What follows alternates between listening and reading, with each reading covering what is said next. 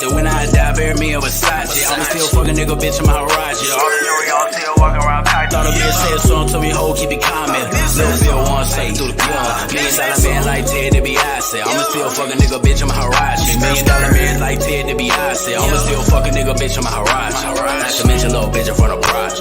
Big pop-up, bitch, I get a pop. I ain't look.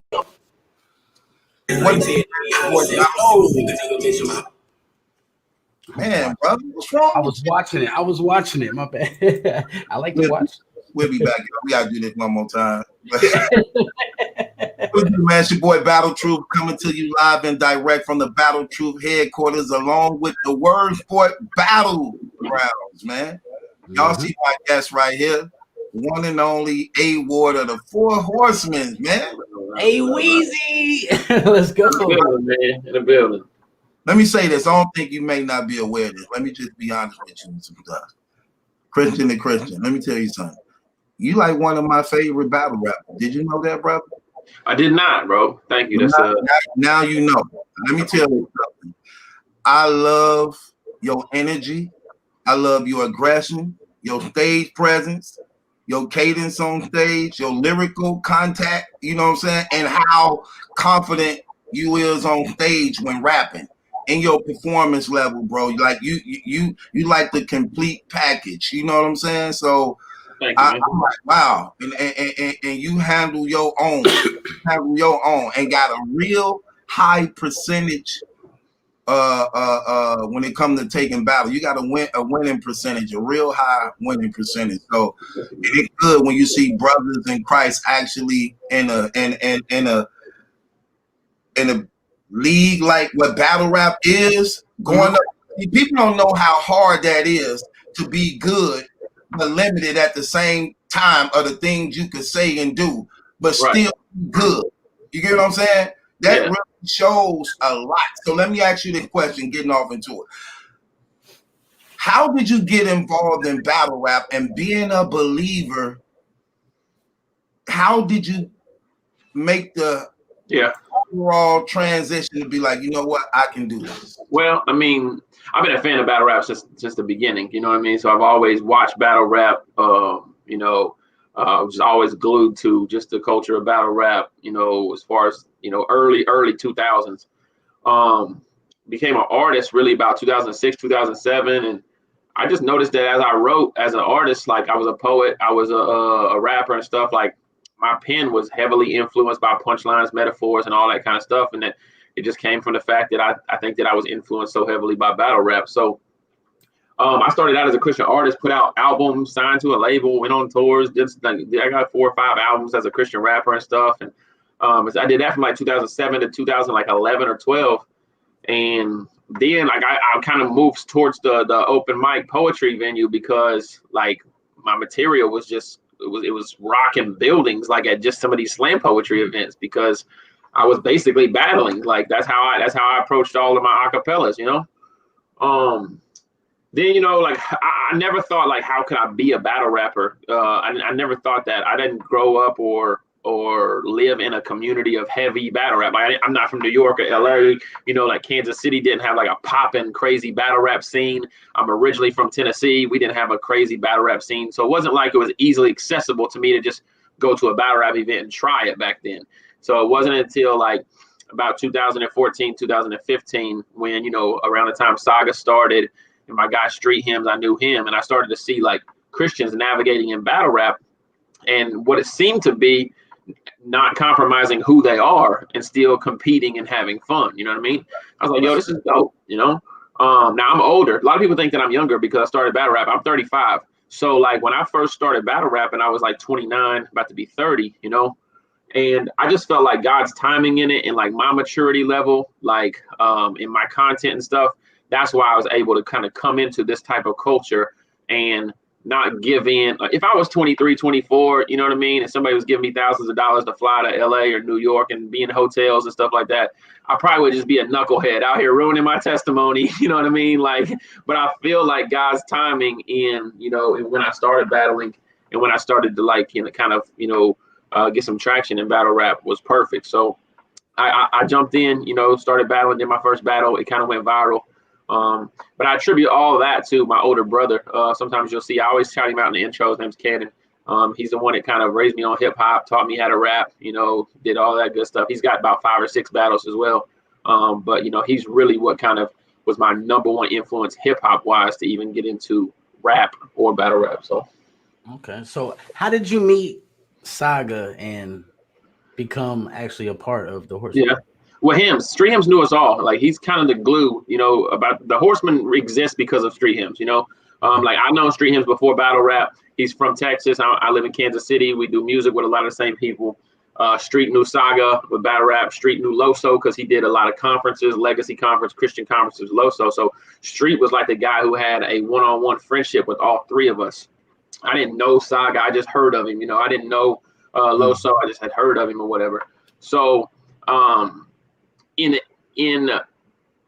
so we talk about the flesh a lot of times in Christianity, and to talk about like things like greed or jealousy and different things like that. From a Christian battle rap standpoint, like if we had not come together and been like a group or whatever, I think that would have been a lot easier for things like greed and jealousy and things to harbor inside of us to say, man, Loso, that dude's not nice as me. You know what I mean? Like, why do you think, you know what I mean? And we're brothers in Christ. We're on the same mission. We're on the same team. You know what I mean? And I think Street saw that early on. Like, yo, all 4 of us have a heart for God, a heart for people, and a heart for battle rap. Like, it makes so much more sense for us to just kind of be in community with each other, also close fellowship, praying for each other, just sharpening our swords to make sure that, because I mean, look, at the end of the day, when people talk about the Horsemen, a lot of times they leave Street out, like it'd be easy for Street to just be like, man, this is some bull, or get upset or get, you know what I mean?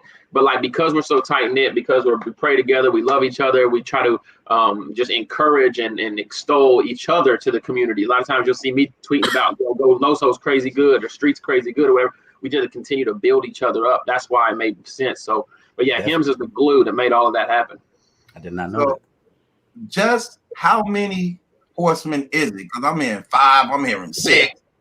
Now, it's 5 now. So, we started out with IV, the 4 Horsemen, which we still have IV, and then we'll tour and we do church events and we do, EPs and music and stuff under that guise of the IV, the 4 Horsemen, because we're all 4 unashamed Christians. Oops, it does not actively identify, in that field, which we respect. But on the battle rap level of it, you know what I mean? We call ourselves the Horsemen because on battle rap, one thing that we're very passionate about is using your platform for change, for community impact, to use substance. You know what I mean? And so even though Oops might not identify with us on a faith-based scale, he uses his platform to go up there and say, look, I'm in the streets. I'm working for what is right. I'm working for what is good. I'm doing these types of things. And that's why we really just bonded with Oops. And when we brought him in and went to the Horsemen from a battle rap standpoint, that's the kind of people we want to build with. So by it being, so you, Saga, everybody from Loso, Street Hymns that's in the 4 Horsemen or Horsemen, are y'all all the same denomination or y'all different denominations? There's definitely some differences in how we look at some theological things. I would consider myself non-denominational. And I think, Hymns identifies as a little bit different. I'm not sure exactly where Saga, derives his beliefs from, whatever. But yeah, we have all kinds of conversations a lot of times where we look at scripture or we say, hey, like, what do you think about this? Or what do you think about that? But the good thing is, y'all disagree. Y'all disagree on scripture at times? Yeah, we'll disagree. Yeah, I think what we don't disagree on is the fundamental things of what it is to be a Christian. Was Jesus born of a virgin? Did he die? Did he crucify? Was he crucified? Was he raised again on a 3rd day? Is God alive, living, coming back? That kind of stuff. There's no disagreements, but then there's different things that people will always disagree. Somebody will always say, "Yo, I can't believe you got a tattoo." That's the sin, Yeah, or something like that. And then you'll have to kind of go back and forth. Yeah, definitely. Okay, no doubt. Definitely. So let's keep it battle rap for just a second. I know you said you've been battling actively since 2007. No, I've been battling since 2015. I've been an artist since 2007. Yeah. Okay, been an artist since 2007. Yeah. So from 15 to now, what has been your most hardest opponent I try to use a more intricate word, but Yeah. yeah. What's been your most hardest opponent yet thus far? Man, there's levels of difficulty that are different. I always You tell be people, wigging. yeah, I always tell people like writing for Carter Deems was like the most difficult thing like I ever had to do. And people were like Carter Deems, and I'm like, yeah, because you can't try too hard and you can't not try hard against Carter Deems. You go in there and like try to get crazy with Carter, like it just looks weird because it's Carter, and then you go in there and you do like a lethargic type performance, and then he's in there getting crazy. So that was a difficult battle to write for. Now there's no fear when you're battling Carter Deems that he's gonna smoke you, get you up out of there because of the kind of battler he is. So as far as like the most difficult that I had to battle, man, I say O-Red. I say probably O-Red on the RBE. O-Red is considered one of the kings of RBE. Some people say he's undefeated on RBE. Then the battle got changed from in a building with 100 people on stage to battling in Newark, in his city. With 10 people standing around, so like the degree of difficulty and everything in battling O-Red, I think was very very difficult. So have you battled in that kind of setting before outside? Outside, I mean, at house parties, but not like on a legit camera setting. You know what I mean? Like I've been on people's decks, just going back and forth, battling and stuff like that. But no, that was definitely different. I really liked it. I mean, and I liked. The one thing about those small settings is like you don't get the crowd reaction to like mask up some of your, forgetting bars or catching your breath and stuff like that. You really got to be, on your material and stuff like that. So it makes you prep a lot different. But I enjoyed it. But yeah, O-Red is a killer. It was O-Red on RBE, and it was in Newark. I think that all those factors was a difficult battle probably. Okay. So let me ask you this question. So O-Red was one of your most difficult battles. Have you ever had a battle that you had that when you go back and look on it, you like, I wish I could do that over? Do you have one of those battles? Yeah, I would say the DNA battle. I mean, now granted, it was my 8th battle ever, and it was my first like main stage performance. So it was on Blackout. It was King of the Dot event. It was packed crowd, and at this time, like it's my 2nd or 3rd battle on King of the Dot, 8th battle ever, and I'm still big on like just wordplay and layering my material and doing all of this stuff that I think is just crazy. I mean, I'm basically just doing backflips with words, like and like as a writer, I'm looking at it like it's crazy. And then you get on stage against a DNA who's all about pacing, who's all about digestible punchlines, who a crowd of 400 or 500 drunk Canadians, are going to eat up everything he says because he makes it make sense. And then I'm up here triple layer scheming sports references that they don't even watch. You know what I mean? And so whereas like from a pen standpoint, like I wrote a really fire, incredible battle. I didn't really take my time and play to the crowd and play to the different things I know how to do now. And I think that when you look at my history of battles, DNA is one that some people will say I lost, and I go back to that and I say, yeah, I learned from him. I learned footwork. I learned stage presence. I learned how to bring back certain bars and make them hit again, get the crowd to say them with you. So it seems like you're saying, more stuff you're around. So I learned a whole lot from that battle. So you admit you lost? No, I don't think I lost. No. Okay. But I would say there's 2 battles in my career that I'm okay with a supporter or a fan saying we felt like you lost, and that's DNA and Ilmac. Let me actually. No, I heard you actually beat O-Red from some people. It's crazy. No, I said Ilmac, DNA and Ilmac. Oh yeah. Because it's crazy because I'm only in the first round right now. I didn't get to see the full battle because I keep getting distracted. But let me ask you this. So a lot of battle rappers don't like to admit when they lose battles. Is you one of them? If you believe you lost the battle, would you actually admit it publicly? It's difficult because your brand and your stock and everything is tied to the perception of your supporters, if that makes any sense. You know what I mean? But as a believer, would you lie though? But see, this was your belief. If I felt like I was clearly beat in two rounds or whatever, I would have no problem saying I clearly lost that battle. You know what I mean? I would have no problem saying that. It's also easy for me to say because I don't feel like in 45 battles I've ever clearly lost, 2 rounds of the 3 rounds. So if it can't clearly be decided you lost, you could always argue that debatable, basically. Yeah, well, yeah, exactly. But what do you know as an artist? Even though it could be argued, debated. Right. So that's what I'm saying. Like in battle rap, right? Because it's subjective, because there's different things different people like about things, right? Like if I spit a clear round, right, and I'm a professional, and I spit my round clear, and my opponent spits his round clear, and he's a professional, right? Like it has to be a gap in, like the material just has to be like he was losing his freaking mind on you for me to say you clearly won that round, And nobody's ever really just clearly just did me like this, like the whole time, just haymaker after haymaker got crazy on me in a round. You know what I mean? So the only way that I'm like clearly against Nestle, I actually admitted to losing a round. I admitted to losing the first round on King of the Dot Twitch 2 weeks ago. And I did that because I fumbled over a couple words. I didn't choke or nothing like that. I was just pissed off at myself that I said, whatever, and had to mess it up. And I was mad at myself, and he had a good round. So like at the end of the second round, like I got the second clear. I was like, yo, 1-1. Let's go to this third. You know what I mean? So I clearly said like, yo, it's 1-1. So I have a problem admitting that. But like if you look at B-Dot and Chilla, B-Dot admitted that he lost to Chilla immediately after, right? Mm-hmm. Like, but there's the 2 rounds that I thought Chilla won too are super close, and his fans could be like, bro, I know you choked in that second, but we gave you the first and third. You know what I mean? And like the minute you go and say I lost to Chilla, well then now champion of the year is like, well, B-Dot said he lost to Chilla. Like that's a $10,000, and I appreciate him being honest and saying that because he stumbled, he felt like he lost. But those type of terms in non-judge battles can affect your stock. So you have to be very mindful of that stuff. Oh, definitely. So we got an event coming up today. Oh, and one thing I'm seeing is A Ward versus Pat Stay. I think that would be crazy. People want this. That would be fire, man. Pat had a rough showing in his last battle. I know he wants to get that taste out of his mouth, in regards to like just not putting on for the culture because he's always been super consistent. So I would probably be scared. Huh? I thought he was actually good.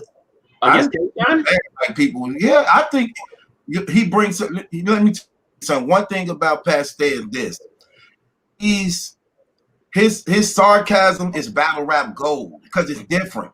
Oh no, he was on. Yeah, I think it was the stumbling and the not being there in the right headspace, and he kind of had some chokes and different things like that. It wasn't necessarily his material. I think there was accumulation of different things. But if I'm gonna keep it real with you. He was one of the better ones that are not. It's like when you used to hearing the same thing, when something different come along and it's creative, it's refreshing at the same time. Yeah, it's refreshing. It's just still got to be packaged right. Like if you go in the grocery store and you see something you ain't never, like you see all of these barbecue chips that over here looks like some fire, sour cream and onion joints or whatever, you're not going to buy them if the bag's open and it's ripped apart and stuff like that. Like, yeah, that different substance might be fire to you because it's not the same, but he didn't package it right. He didn't sell it right because of the stumbles and the chokes. He gave me 2 rounds that was good, so I liked it. All right. And that's why you admit losses, because to you'll be like, you know what, Pat Stay was crazy, boom, boom, boom. And then to everybody else, exactly. That's why it's so subjective, though. No doubt. Let me ask you this question. Would you ever consider battle rapping against a homosexual like Pat Stay did? Did you see that battle? He battled a transgender, right? Yeah, same. No shame. No shame. Jesus. Not to be cliche or whatever, but I would just really have to pray about it. But I don't know that I would. I don't know that I would. And then because battle rap is such a cornering sport, they can't wait for a Christian to say something or do something to where they can go in and they can say, well, you did or said this and that contradict. You know what I mean? And so in an artistic, expressive form, I'm not saying I would never do it. I'm just saying that I would have to do it the correct way. You know what I mean? Okay, so what's the difference in rapping against a gangster battle rapper than a homosexual battle rapper? What's the difference? There's really not. But that's what the thing is. Like, I was going to battle a female, and I didn't know if I would ever like want to battle a female battle rapper either. You know what I mean?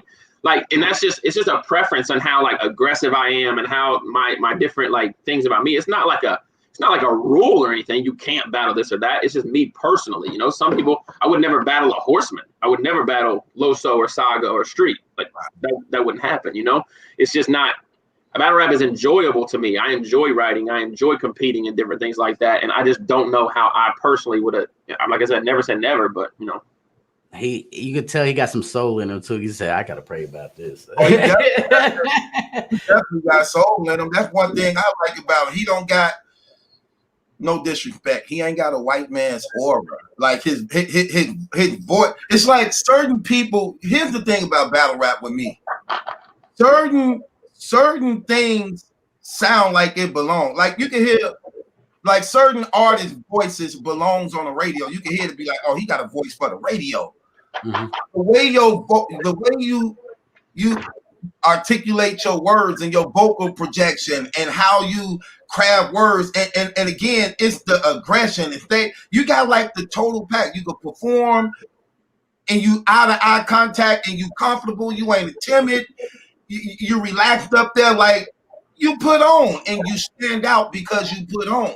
And everybody knows if you're going up against A-Ward, it's not going to be a catwalk for anybody. You get what I'm saying? You literally going to have to come with it or he's going to kill you. Simple as that. So I think the thing is this is like hip hop period, the culture of hip hop, like if you spot a fake or somebody who's trying to be something they're not, like it's easy to spot, it's blood in the water, you know, and people are just not going to gravitate to them. You know what I mean? And like, I think what people appreciate about me is that I am myself. You know what I mean? I'm not sitting here saying that. I mean, sure. I did grow up in government housing. I did grow up around hip hop and stuff like that, but I'm not out here actively trying to be something I'm not. You grew up in what? Did you government housing, income-based housing, single parent. He from the Jacks. Yeah, okay. So you know what I mean. So like,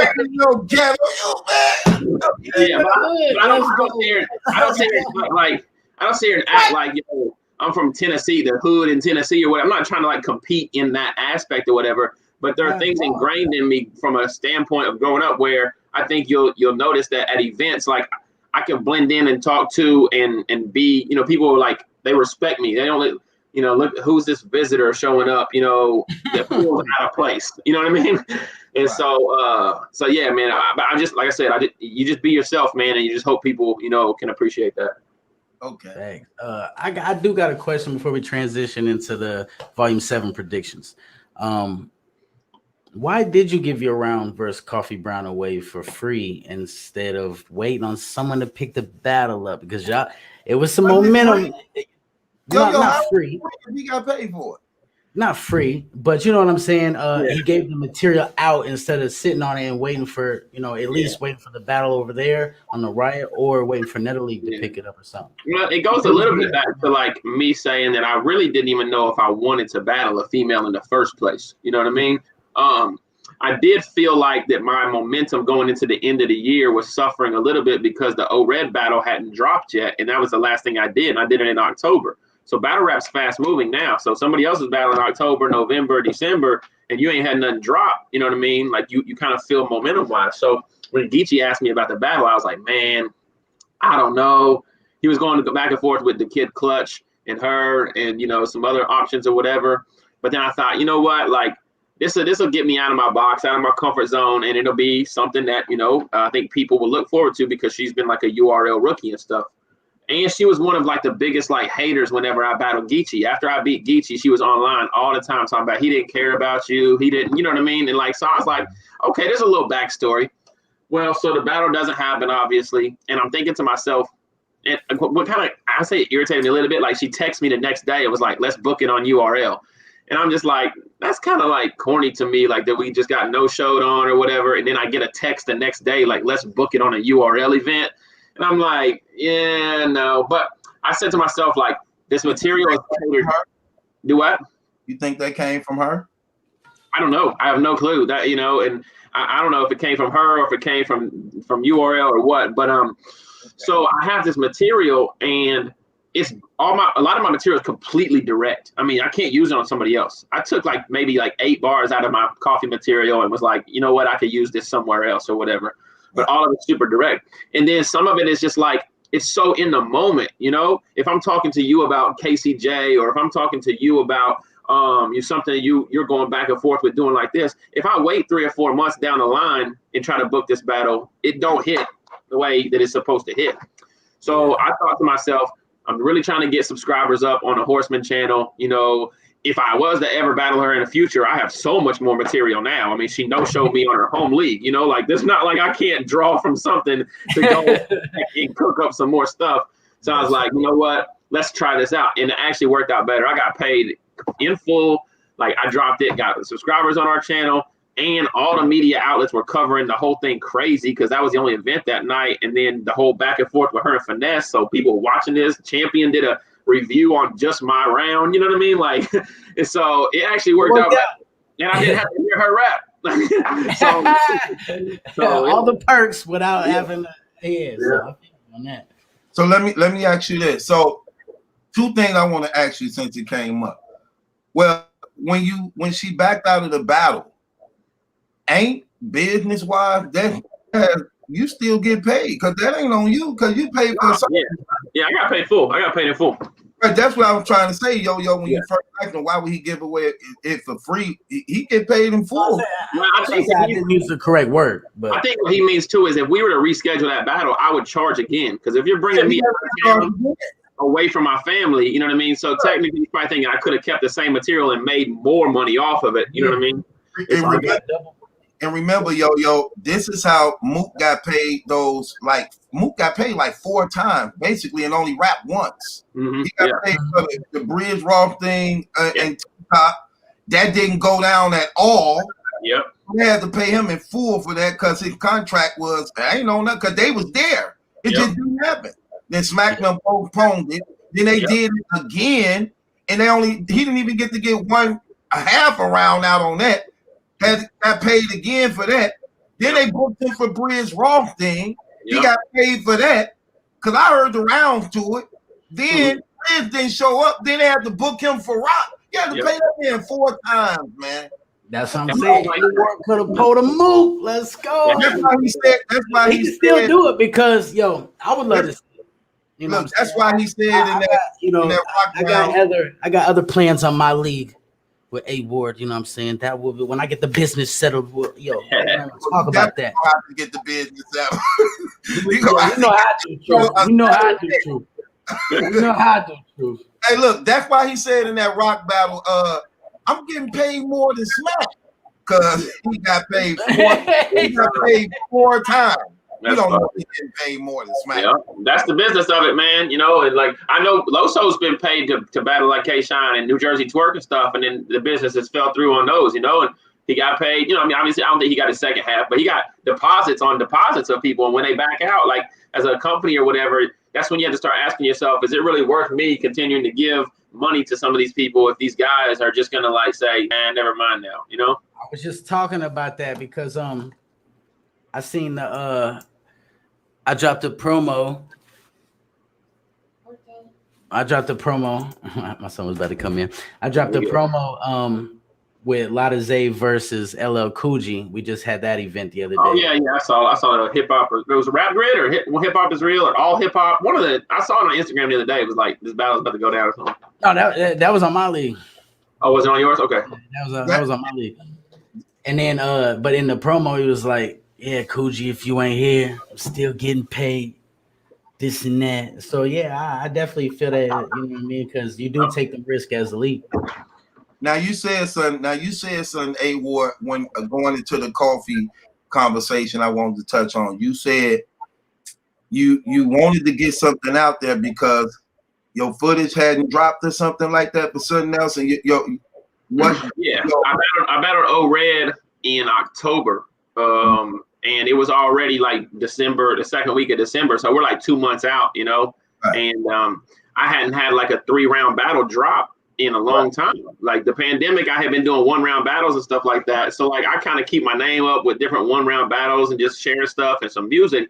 But like a 3-round main stage battle, I hadn't had drops since probably March when I did the 2-on-2 with Loso against B-Dot and Geechee. And so that's when I was just kind of like, man, like I need something that the battle rap world is going to be anticipating and looking forward to. So like the Riot, Geechee hosting against Coffee on, you know, Twitch and stuff like that. I'm like, yo, this will help with my momentum. I'll slide, you know, a fire battle here in at the end of the year, and then people will start talking. And so what happened was everything happened with that. I dropped the bars, and then on Christmas, the O-Red battle dropped. And I went from kind of being like people still talked about me to like, oh, A Ward is like top 10 champion of the year. A Ward is crazy. It's A Ward everything for like the last week of the year. So it worked out real well. Okay, now this you know what's crazy? I wanted to ask you the question, but it comes into like 2-3 questions. So bear with me if you can. But if going back on what you said, now, how important is it after a battle to have your footage out there? And when you do a battle at the latest, how soon do you want that battle uploaded? Plus, I used to hear battle rappers say in their contracts, like a lot of the top tier, they have that incorporated in their contract that after they battle such and such time. How is it important if that footage to drop when it comes to y'all branding and battle rap career? I mean, it's such a different world we live in now, because you probably think, let's just say 75% of the battlers that the media covers, people that you would talk about or put in your headline, right, are on URL now. So there's no YouTube drops. So 75% of the battlers that you cover, you really don't have to worry about that. They're subject to when URL wants to put their battles on the app.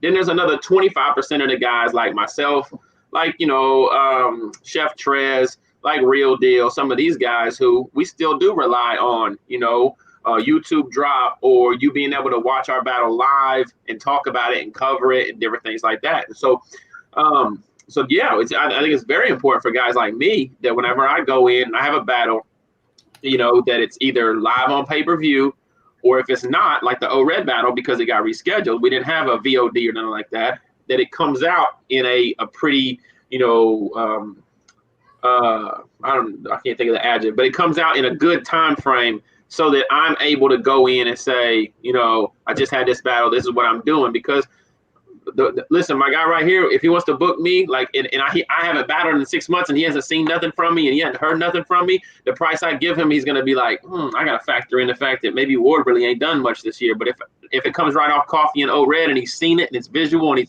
then he's like, yo, that's a good look. So it's our wallet, like that's our wallet. Definitely. And so that's important. But like on the guys on the app side, like that's just a whole nother monster that, I'm not a part of. I can't speak to. I know there's frustrations. But definitely when it comes to like the YouTube releases, like I'm right now, King of the Dot. I just battled on King of the Dot Twitch. They haven't dropped any of their Grand Prix battles on YouTube, like none from the whole tournament. I'm sitting there thinking like, man, I wonder if my Nestle battle is going to drop on YouTube. And if it's not, if they got other plans for it, it's not like you can just drop it 6 months later, because like I said, material is current. Material is about things that are happening, things that have happened. If I watch it 6 months later, the bars don't hit from a visual standpoint. Why did he just scheme the NBA finals and now we're 6 months later and the next season is halfway over? You know what I mean? Yeah, like, you're gonna definitely have to rewrite. So yeah. So it's just it's a weird dynamic to it. And I think that the leagues and the battlers just got to make sure they're on the same page. But mostly with small leagues, when you battle, they're so excited to pay you and get you out there, they get the battles out real quick. So that's kind of why I like doing that too. Definitely. Well, I guess we'll switch into the Volume 7 prediction. Here's the card. Battle event start 20 minutes, 25 minutes? Yeah, I think it is starting now. They're probably doing the pre-show right now. Salute to the URL. We got Smack Volume 7. Okay, let's start right here at the bottom then. New Jersey Twerk versus Jay the Nightwing. Jay the Nightwing just battled a couple days ago versus Rio Nkosi. They will not be rapping first. I don't know why they got them at bottom. They is not rapping first. They're probably going to go before Rock and Verb. Rock and Verb. I don't know. I'm excited to see how they operate that. Like there's not. Is there a battle on there that you would think that they'd be like, why are we going first? Type mentality, like if they switch it out for another battle, I don't know. Maybe DNA here. Avin DNA, Arsenal, Danny. DNA is probably going first. It was probably going to be Suge and B Dot, but since Suge couldn't make it, it's probably going to be DNA and Av. Remember, this Twerk return. They're not going to open up with Twerk. It may be DNA and Av and Danny Myers and Arsenal. Yeah, and might come in that middle somewhere. Yeah. Because he impactful. Twerk sell that card, man. 100%. Yeah. That's probably gonna be battle of the night. I got that battle of the night right now. Not with Jay the Nightwing, really? Yeah, with Jay. I liked his performance against Rio the other day. Shine and Chilla Jones and Jada Nightwing and Twerk gonna be battle of the night. Yo, Shine and Chilla Jones. Yo, leave me alone. Leave All me right, alone. come on. Starting off with Jay and Twerk. Your What battle do you got, up here with these. I got Twerk winning the battle clear. I think Jay will do well though, and I think it's important for Jay to do well. The guys like Real Sick and Kid Chaos and Easy to Block Captain are kind of like passing him up a little, and he's kind of getting left back here on the second tier of the newcomers. So I think it's important for Jay to do really well in Twerk's return. But standing in front of Twerk's return, like I stood in front of Twerk in a 2-on-2 that we did on 8 hours notice, and he hit me with one haymaker, and I was like, yo, the energy's different, and he's probably gonna have yeah.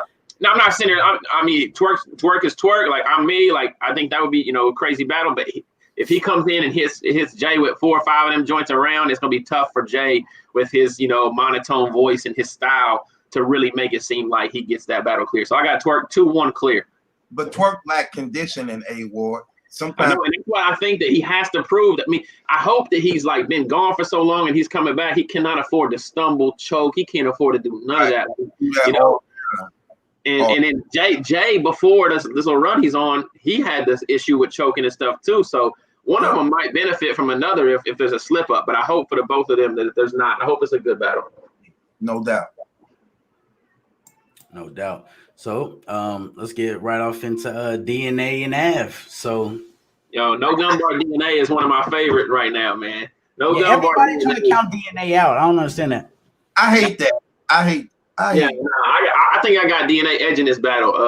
I just think that that like I said, he switched it up. He's doing no gun bar DNA. He's talking to people's soul. He was talking to Geechee. He was talking to Vixen. He was talking to Lou Castro. And like DNA is a vet for a reason. Some people can't stand DNA. They don't like his wordplay. They don't like his image or whatever. But the one thing about DNA is he can freestyle. He can do a whole lot of things. And right now, Av is a puncher, and he's still a puncher. And he had a great battle at Fonz. But when you come across as one-dimensional, I don't think Av can just go up there and punch for 3 rounds and beat DNA. I think that Av is going to have to maybe use an angle, or he's going to have to do something a little bit different to try to keep up. So I'm gonna say 2-1 debatable, but I'm edging DNA. Okay. I disagree. I think I don't like this new DNA talking about. I'm no gun bar. Look, A-War. He only no gun bar DNA because people didn't believe him. And they kept attacking him on it. So you gotta reinvent yourself somehow. You can't just do the same thing over and over. Then you get into some of these old vet modes where we're just like, man, I know what verb I'm gonna get. No disrespect to Verb. He's gonna come rap and do his thing. And it's the same, like I think DNA's always trying to like reinvent himself and create and kind of keep people on their toes. And I'm not mad at that. But A-Ward, see, the only thing that's deceiving, bro, because you only doing it because nobody believed you when you were saying it because you made too many mistakes. Look, A-War, he made too many mistakes trying to talk about it. You talking about a man who say, I hold the deuce with both hands. That's like holding his lighter. Like you hold the deuce with both hands. Get more accuracy. Get more accuracy. Guys out there that say they sell drugs and ain't never done it once in their life either. So even though the bar made sense. Look, but this is what I'm saying. So now you saying I'm no gun bar DNA because, well, intellectually I grew to another. No, you kept messing up trying to use DNA, the PG killer, the champ. He always comes with something different to try to keep battle rap fresh and fun for him. Maybe that's how it becomes fun for him. You try and let him off the hook. I'm not. But I think Av win this battle because here's the thing that hurt DNA, what hurt him in the Geechee Gotti battle to me. Even though he was good, but when you lack conviction, while you spitting, it takes away from. I think when he does the no gun bars, is conviction. Like when he did the Lou Castro 3rd round, and he was talking to him about not letting them call you a rookie and coming in. There was conviction there because you felt DNA saying, "I made my mistakes. I'm teaching you what not to do." That's when he's able to give conviction. So that's why I like the no gun bar DNA because the rounds hit harder when he's like, "Yo, I'm raising my stepson." Boom, boom, boom. Like I feel the conviction because I know that's true, Okay. You letting them off the hook, but that's okay though. No big deal. Arsenal, Danny Myers. Oh, it's a tough battle, man. It's a tough battle. It's gonna be explosive too. It's gonna be a lot of disrespect. It's gonna be Arsenal rapping real well and just being. I mean, if the Arsenal from Jerry West shows up, like that's a really, really good Arsenal, which I appreciate these days. Guys, like Arsenal who could come in and just get a check and mail it in. He didn't mail it in against Jerry West. The Bar God, he's an active man. He just battled drugs 2 weeks ago. He probably, he's always just active, but for some reason he's always coming up with crazy stuff. Like he's just consistently there. You know what I mean? If I had to pick though in this quiet setting, like this small room that we're in, I'm actually leaning towards Arsenal. I think Danny, even though he's like a lyricist and bar heavy and calls himself a bar god, I think he actually needs the crowds in the bigger rooms a little bit more than Arsenal does, where Arsenal's like aura and everything, and his rap ability can just talk to you and make you just, he's probably gonna be dressed better than Danny. He's probably just the whole visual of it is gonna be, you know what I mean? So I'm gonna edge Arsenal in the battle. I agree with you. Arsenal been putting on fantastic performances. And I'm going to tell you what I like the most about him, his conditioning.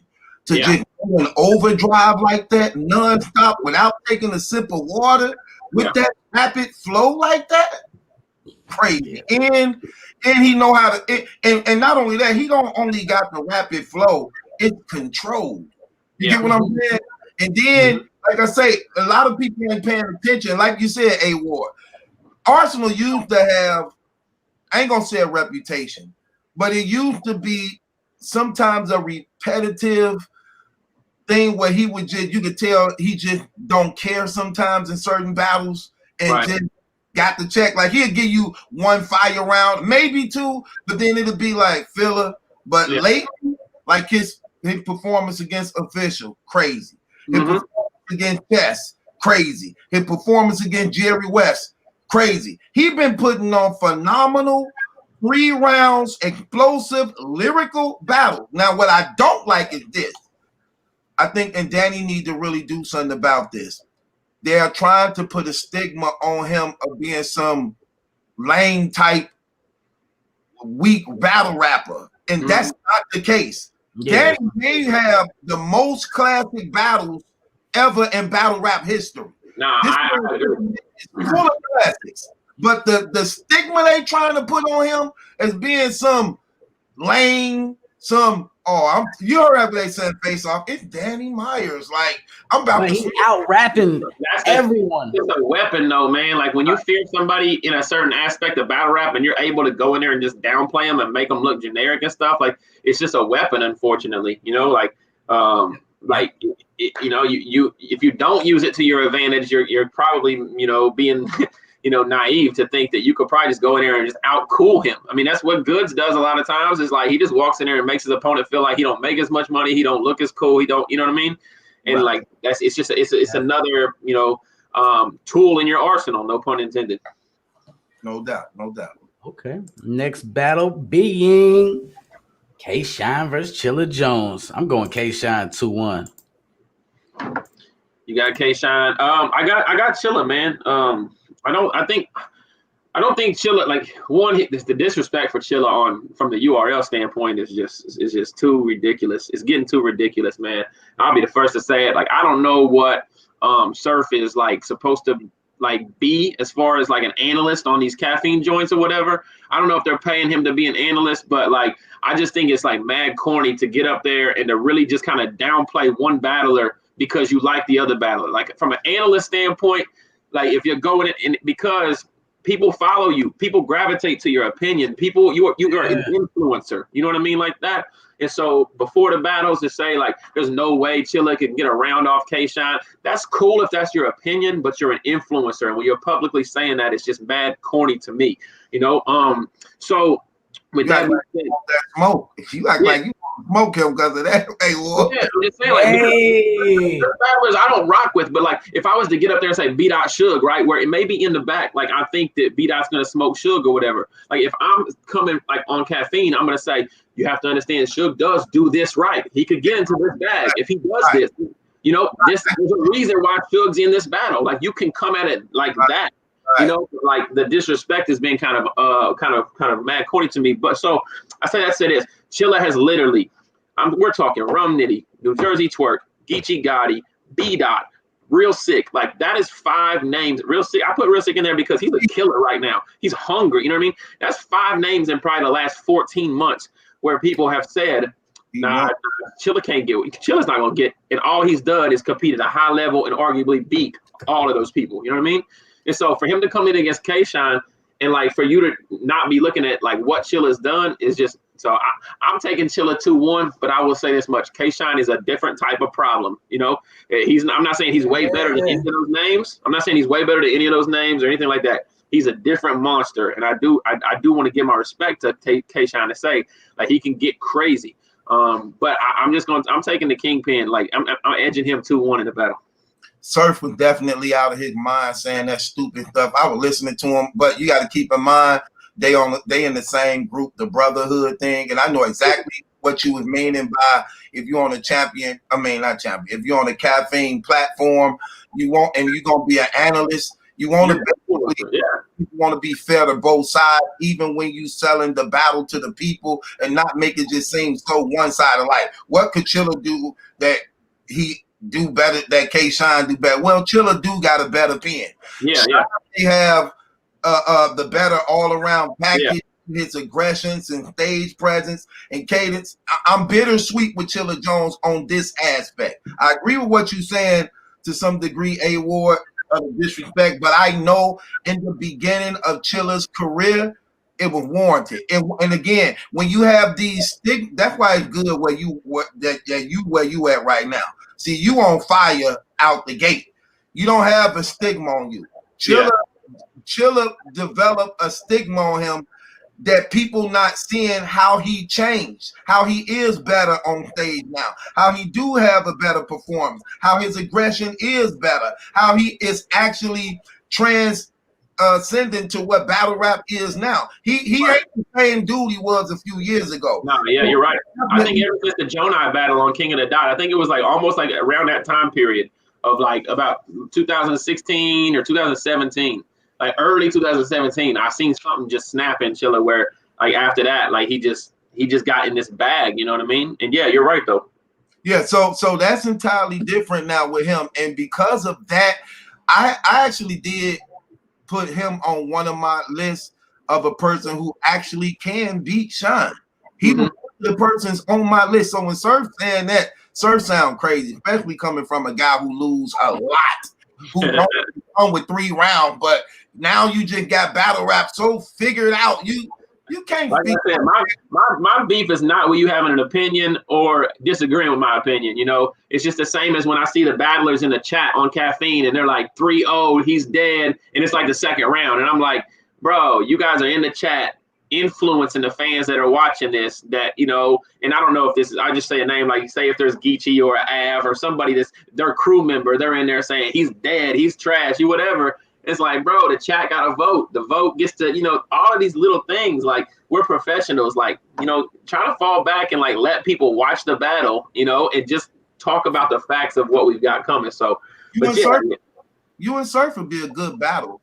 Now that I think about it, because I'm looking at the similarities y'all basically have. Like, both y'all got that energy, stage presence, aggression, performance, that vocal projection, lyrical content to some degree. How do you think you would do in a battle like that? Honestly, all jokes aside, how do you think you would do in a battle? No, I would probably get Surf all the way up out here. But I would say this. I believe this much, though. I do think that Surf would have 3 rounds for me because for some reason nobody ever wants to lose to me. You know, like you can't tell me a time when somebody's choked against me. One time in the small league in 45 battles, nobody chokes against me. They always have 3 rounds. They're always the one of the best versions of themselves they've been in years. You know what I mean? So I always tell leagues, like, you want to see the best version of Surf? You tired of him choking? You want to see Twerk not choke and have 3 crazy rounds? Book him to battle me. Book him to battle Loco. They're gonna look silly up there. See, and this another. Okay, one more thing I want to say. Yeah, we got 10 minutes before this volume 7 starts. Yeah, we only got one more battle to address anyway. Yeah. I want to say this because since this is interview, this something. See, you don't get you know why you don't get a lot of heat from bloggers?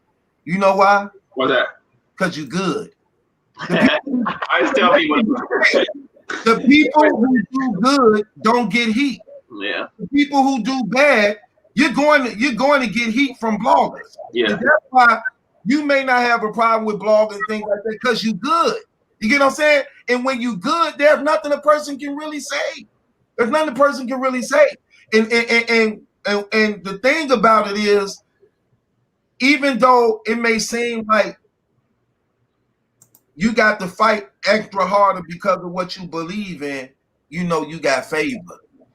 You do know you got favor, right? Yeah. You know, I think one thing is dope is just validation for me does not come from media or battle rap. At the end of the day, when I come home, my validation comes from being loved by God. You know what I mean? That kind of stuff. So, but there's a lot of people whose complete identity are wrapped up in their artistry. So when they lose or when you say something bad about them, like that's their life. You know what I mean? You're talking about what makes them feel loved every day. So that, you know, not to get too deep or whatever, but you're right, you know? No doubt. Okay, Yo-Yo, what's next? Of course, say Rock and Verb, man. Rock and Verb. The big main event, man. War. Yeah. Oh man. I am looking forward to. I always look forward to see Tay Rock. I really like Rock. I'm from the Midwest, so I mean, I'm a huge Verb fan too. I just think that Verb has been. He's kind of comfortable right now in battle rap, and when I see people that are comfortable, my anticipation for their performances doesn't go to a certain level.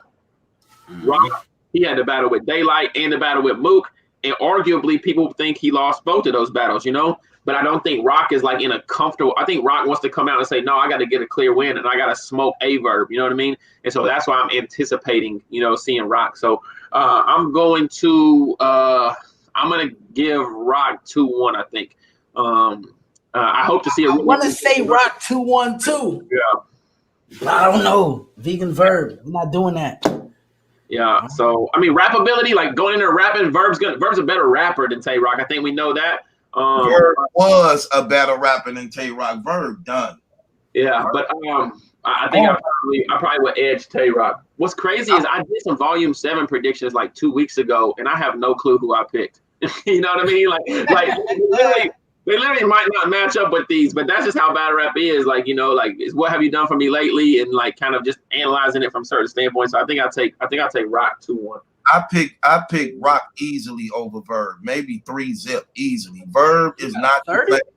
Verb is not the same Verb no more. I hate this new Verb flow. It's not paced. It's not controlled. He run out of gas. He stumble a lot. He don't seem comfortable up there at all.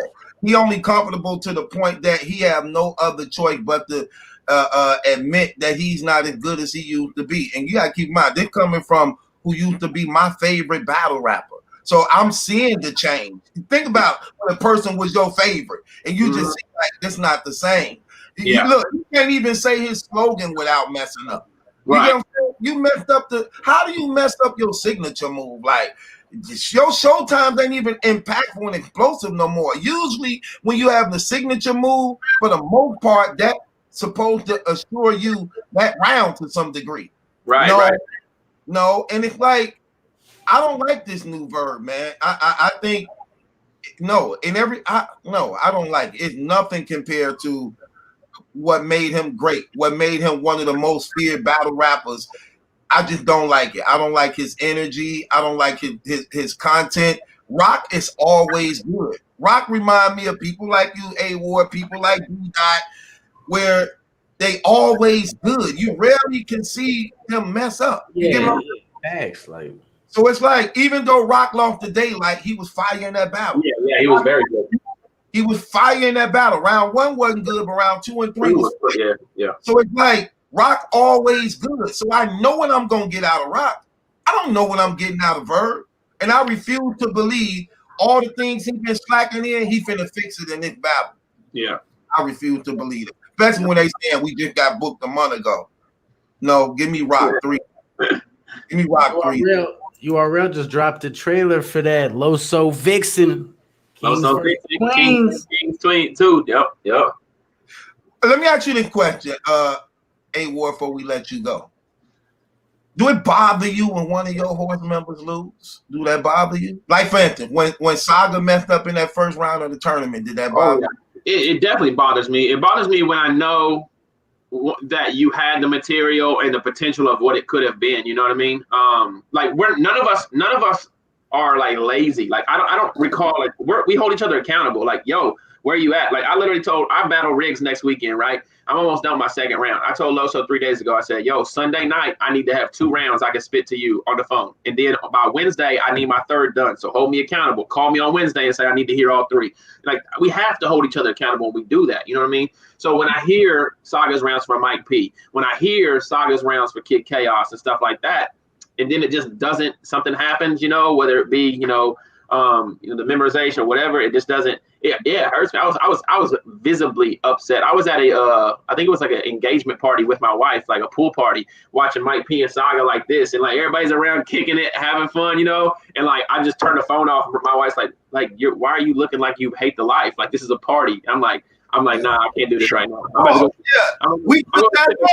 I got to listen to the bar in 30 minutes. Like I'm not, you know what I mean? So yeah, we hold ourselves to a standard, of going in and being professional, making sure we give what they paid for, making sure we give our supporters, good content, good material. So, but I think ultimately, you can't judge Saga by a couple bad performances. You can't, you never say Loso's not a choke artist because he had an issue with the Briggs battle.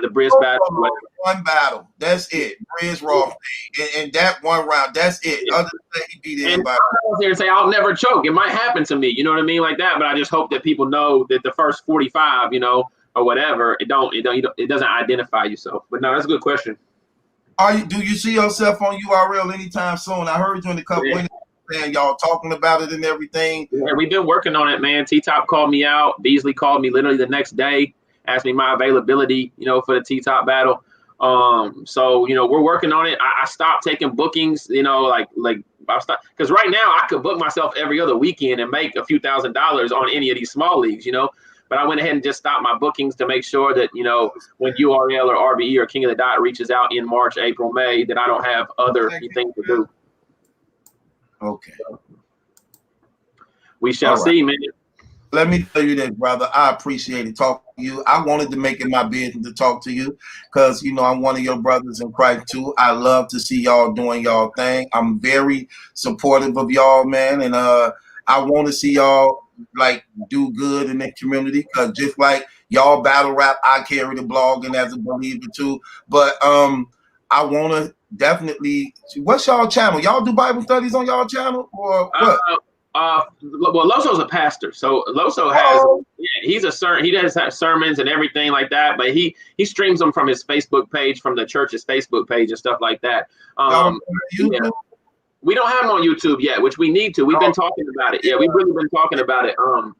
And it's something that we got to get. We got to get content, and that's why. Look, I promise you, man. If y'all come on and start, just doing little 4 Horsemen Bible studies and things, come on, that's what we have to save and change lives, bro. That'll be big, very impactful. And whatever I can help, I'm gonna help, bro. I appreciate it, man. Definitely, man. Man, I appreciate y'all calling me, man, having me on. Thank you. We're going to talk, man. Where to follow you at before we get up out of here, man? IamAward.com. That's my website. All my social media hyperlinks, my music, my tour dates, my battles, everything's on that one central location. So you ain't got to worry about me telling you this, and this. IamAward.com. Go there and you can follow everything. Oh, one more thing before you leave. You battling LL Cool G coming up, brother, right? I might be. We working on it. We'll see. Yeah, we working on that. It might happen, but I don't duck no smoke, so we'll see. He said he don't duck no smoke, people. Mm-hmm. Y'all just seen A-Ward's last performance against O-Red. We just seen Coogie's last performance against Zay. Electrifying from both of these brothers, you know what I'm saying? So that's going to be crazy. I want 3 rounds. We're not doing no 1 rounders. I want 3. I prefer 3 too. People look at 1 round as like pickup ball, like just a little exhibition or whatever. So I like the 3 round, and I get the rebuttal. You know how many times I've done 1 round battles where I had to go first, and I'm like, oh, if I could have gone after your round, you would have been dead. So yeah. Okay. So, but no, I appreciate y'all, man. About to tune in. Y'all stay blessed. Love you guys. Love God. Love people. And I'll talk to y'all later. My man. Salute. No doubt. Truth. Do you want to sign up to you people? Very informative interview. How much time we got left for the We got 0 time left. I just want to plug this in real quick before we get up out of here. Big T versus Real Nkosi, February 17th. Uh-oh. Time it is, man. Live at 9 p.m. Eastern Standard Time. This is a Wednesday, so get your popcorn ready. Also on this card, Big T dead. Shane Mack versus Innovate. Shane Mack, he's been on KOTD, a lot of different other platforms, in-person battles, man. Crazy wordplay, up-and-comer, hungry, Innovate the same motherfucking way. Y'all know him from the Kill Shot. Crazy with it, you know what I'm saying? He just had a battle on Danny Myers League as well. So I anticipate seeing in this, and hopefully before this date, I can make, A Ward and Coogee happen for y'all. Other than that, salute to Get Your Bars Up Media. That's the homie. Also, this event is a Word Sport Get Your Bars Up Media presentation, just like the last one, tax free. Very good event too. Oh, don't forget, y'all.